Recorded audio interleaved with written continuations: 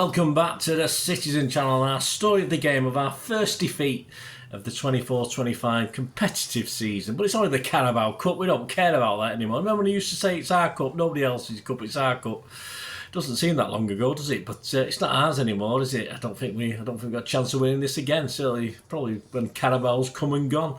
So we're going to have a look at Spurs 2.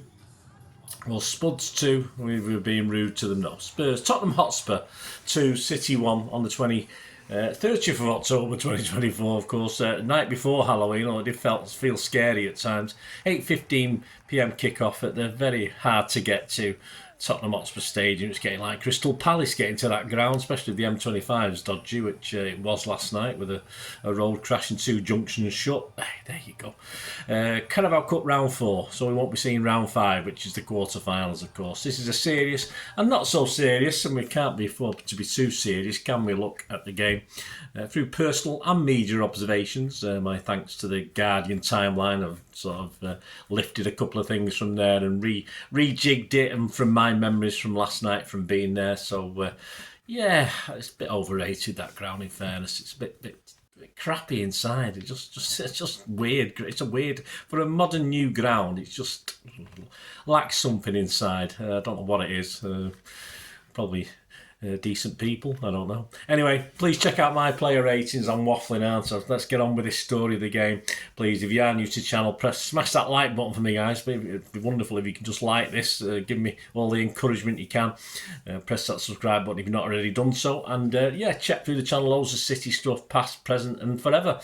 And yeah, enjoy. I know you'll see stuff on film and TV as well, which is another passion of mine. So if you like film and TV, have a look at that. Or if you know somebody who might do who's not really interested in City, how rude, point them in my direction. And if you stay tuned later, guys, there's just ways to help support me, support my time and effort if you can, guys, for a little cost, for a membership, to just watching a few ads helps me out. So, I know, just a little bit of your time. So stay tuned later for ways of contacting me through socials and supporting me that way. Right, let's get on to this game. Yeah, Pep made 6 changes to Wolves. Tottenham made 5 changes to their Palace game. So, big changes.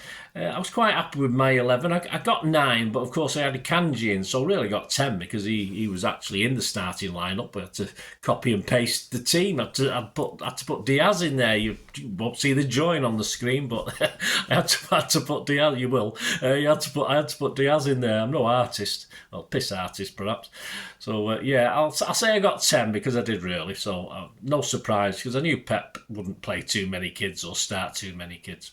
Tottenham Hotspur was Gray, Romero, Dragusin, Van der Ven, Saar, Bentancur, Kulusevski, Johnson, Solanke and Werner. Their subs: Forster, Porro, Davis, Udogi, Bissouma, Bergville, Maddison, Moore and Richarlison. I don't think we saw Maddison last night, did we? City, here we go. Ortega, Lewis, Stones, Akanji. No. Ortega, Lewis, Stones, until this is the team was put out. Ortega, Lewis, Stones, Diaz, Aki, Gundo, O'Reilly, Nunes, Savic, Foden and McAtee. The subs: Ederson, not Diaz, Kovacic, Haaland, Bernardo, Gvardiol, Wright, Simpson, Pusey and Alpha Ruprecht. I wouldn't mind seeing him, actually. I don't even know what he looks like. Story of the game didn't start too well, did it? 5 minutes. This was carbon copy of that Wolves goal at Wolves, you remember, the way they got down the right and the ball across the back. I'm sure you could overlay them and they look very, very similar. It's Gray out to Johnson. Cunning flick, the Guardian said. Well, it was a flick anyway. Sends Kulusevski streaking clear. He got Solanke in the middle, but further at the other post, he's got Werner, which is probably the wrong choice if you know Werner. But hey, it worked out this time, didn't he? So he plays it across. Our defenders are rushing back, can't get across. So Ortega's got no chance, and yeah, Werner smacks it into the goal. So not a great start. And then there wasn't that much to report before the next goal. Tottenham 2, City 0 in 25 minutes. A short corner. City caught napping. There's no one within 10 metres of Sarr on the edge of the box. And it was a lovely shot. He curled it round a bunch of players. Ortega probably saw it late, but I'll be honest with you, Ortega was more worried about colliding with the post. Now, as a goalkeeper, all right, I didn't play to the level of Ortega did, but you've got to be a bit daft. You've got to be a bit looping. You start thinking about the post might hurt you, and it's gonna affect what you do. And that's exactly what Ortega did. He bottled it. Well, I called it shithoused. He shithoused out of it. simple as that. It just wasn't brave enough. So whether he would have stopped it or not, if he'd been a bit more determined, I don't know. But I'm sorry. He did make up for it, don't get me wrong. He played quite well in the second half, but I don't like to see that from a keeper. You got to be I know it's, I think Ederson would have smashed it. I don't want anyone to smash the red on a goalpost, but it's not your instinct. Your instinct is to try and save it no matter what. So I didn't like to see that. So we're 2-0 down anyway. Good goal. He took it well, as I say. Whether he would have got to it, he was fully convinced about diving. I'm not too sure. 39 minutes, finally a half-decent City chance from open play. We're coming to the game more. Savvy curling a shot just wide on that one. 42 minutes. Nunes lost a lovely pass through to Foden, just outside the 6-yard box. It's coming over his shoulder. And we were right behind it, in line with it. And I just expected him to smack it into the roof of the net. But of course he sliced it over the bar. Anyway, not quite what I think he was a bit disappointed as well, looking at his face.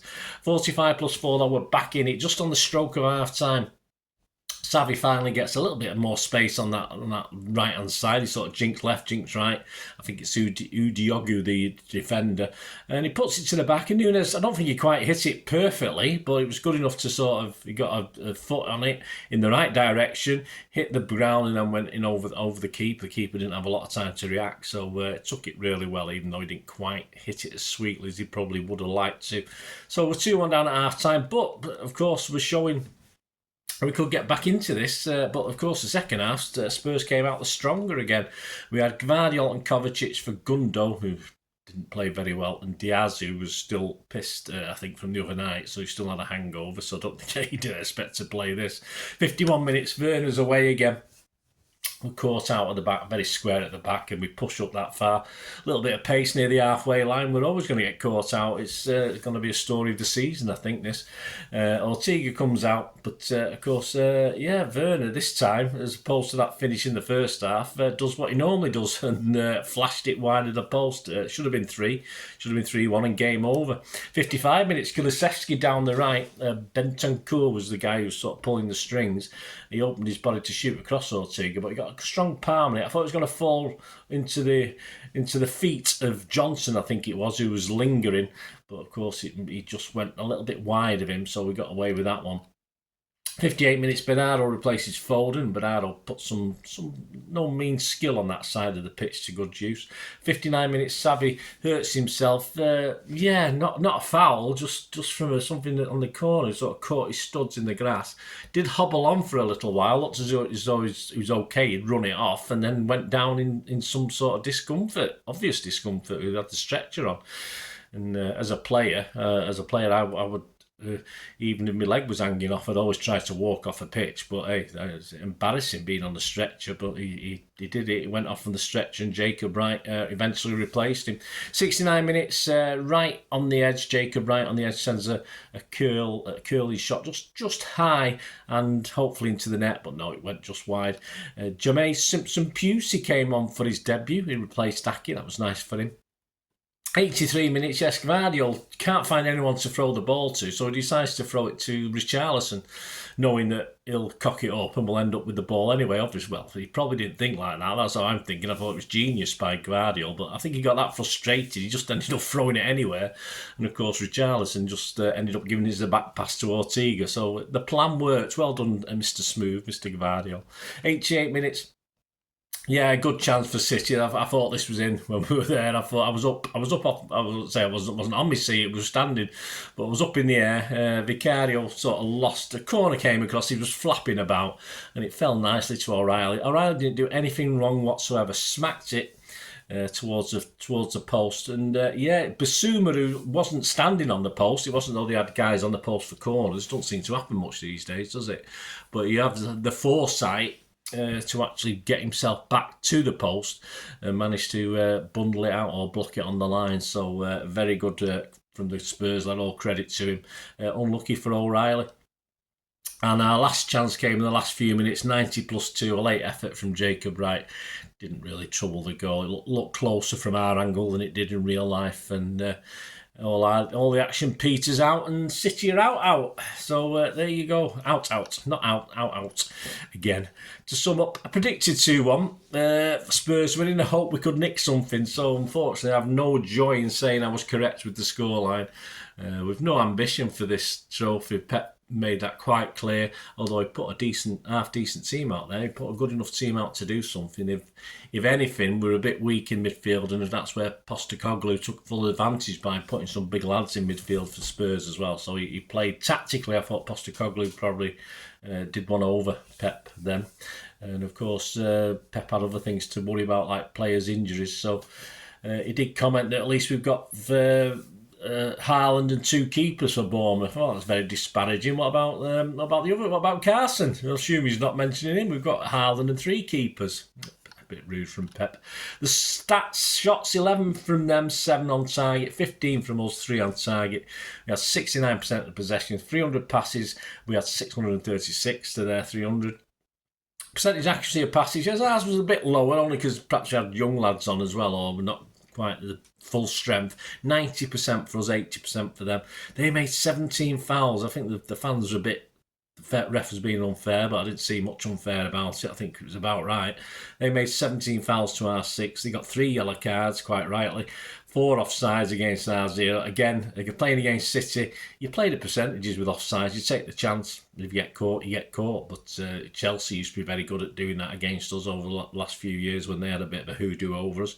And Spurs always have done that anyway.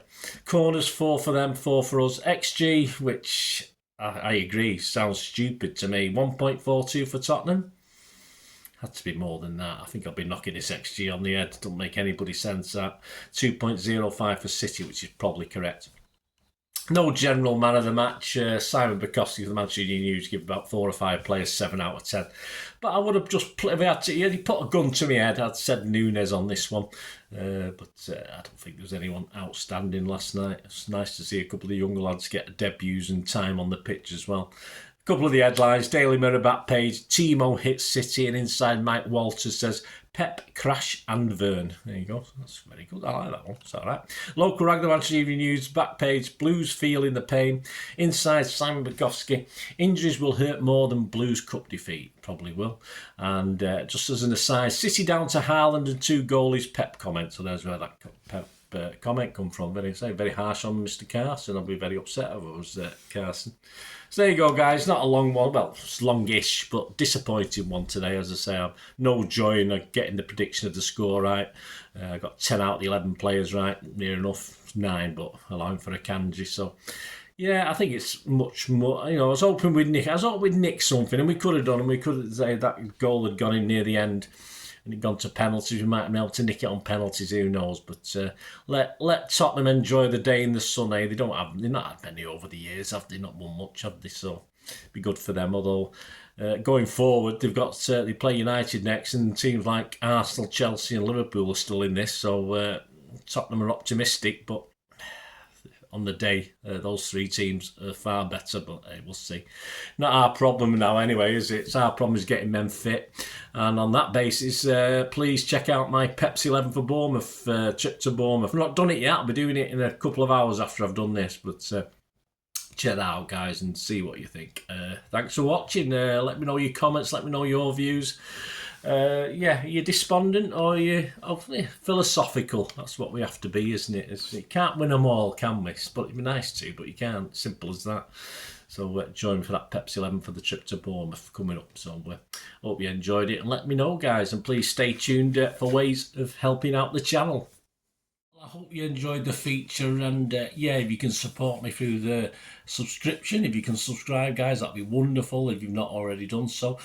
We do actually have memberships at the moment, just 99p a month, so you get access to all my City stuff, including all the history vlogs, dozens and dozens not been published yet that you get immediate access to, and every time I do a edit and do a vlog, you get immediate access to it as well. So you can have a copy of scripts as well if you want any hard copy of the sort of things I do on matches and teams and managers and players, etc, etc. So If you can join the membership, that'd be wonderful. We do have sponsors at the moment. Piat6505 are our current sponsors. They have a little eBay shop. So if you check in the comments section, there's a link there to the shop. They sell movie posters from the 90s and 2000s. They sell DVDs, some classic Hollywood movies, some classic foreign language ones. And if you do see anything you fancy on there, if you do place an order, just mention me, just say Bernard sent you, and you automatically get 10% reduction in the cost of your order. So fill your boots, guys, and my thanks to Piat6505. And yeah, if you want to support the channel just by watching the ads, that helps. Watch the ads, let them play through while you just have to check your phone or something, let it play out. And of course, if you follow any of the links, that always works as well. If you follow a link to one of the ads and you fancy something, I've done it myself. I've followed a link and actually purchase something from another organisation, but it can happen. It can happen. Not all ads are stuff you're not interested in. And of course, if you can give us a like, guys, that would be absolutely fantastic. All likes are much appreciated. Anyway, thanks for watching. Until the next time, of course, I only ever ask one thing, don't I? Please, I ask you all to stay safe, especially you Blues. Until the next time, come on, City. Bye for now.